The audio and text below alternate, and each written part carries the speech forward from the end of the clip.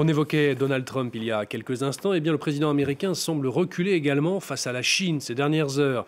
Donald Trump a décidé de prolonger de 90 jours la trêve commerciale avec Pékin. Cette dernière devait prendre fin mardi. Pas de droit de douane à 3 chiffres donc entre les deux principales économies mondiales.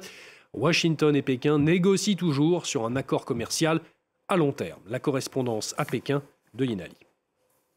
La Chine résiste depuis le début de cette deuxième guerre commerciale. Le discours chinois n'a pas changé. Ça a été dur, ça a été constant. Le président Xi Jinping accuse Washington de harcèlement et de comportement hégémonique.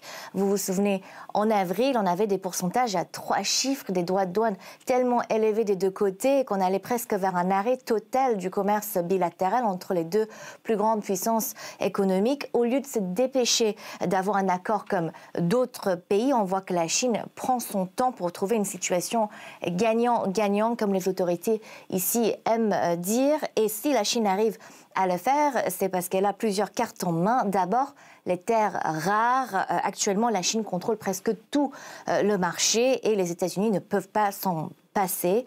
En représailles des menaces américaines, Pékin avait aussi annoncé des contrôles donc à l'exportation de certains métaux stratégiques, obligeant Trump à revoir sa stratégie.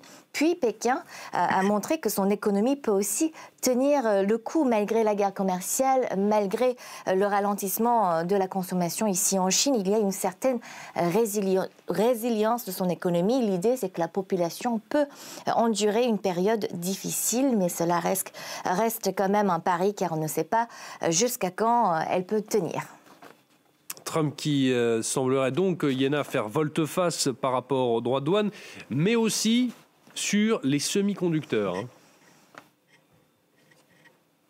Tout à fait. Donald Trump autorise Nvidia et AMD, deux entreprises de microprocesseurs, d'exporter vers la Chine contre des royalties de 15% qui seront renversées au Trésor américain.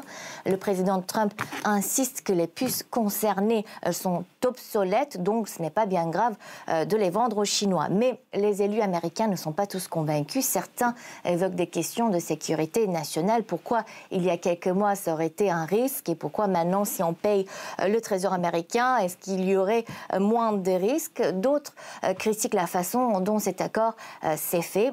En tout cas, c'est en partie le résultat de mois et de mois de lobbying de la part de Jensen Huang, le PDG de Nvidia, un entrepreneur qui a été reçu comme un rockstar ici à Pékin déjà 3 fois cette année. Nvidia, c'est un géant dans l'industrie. Cette entreprise avait créé une puce spécialement dédiée à l'exportation vers la Chine, une puce moins performante, donc pour respecter les règles américaines en place. Mais cela aurait quand même contribué à plusieurs avancées chinoises, notamment le développement de l'IA DeepSeek. Donc, selon les analystes, on peut faire beaucoup sans avoir les dernières innovations. Nvidia et les entreprises chinoises pourraient donc être les grands gagnants dans cette affaire. Côté Pékin, la réaction officielle reste très neutre. La Chine est contre la politisation du commerce et toute tentative d'étouffer le développement du pays, selon le ministère des Affaires étrangères.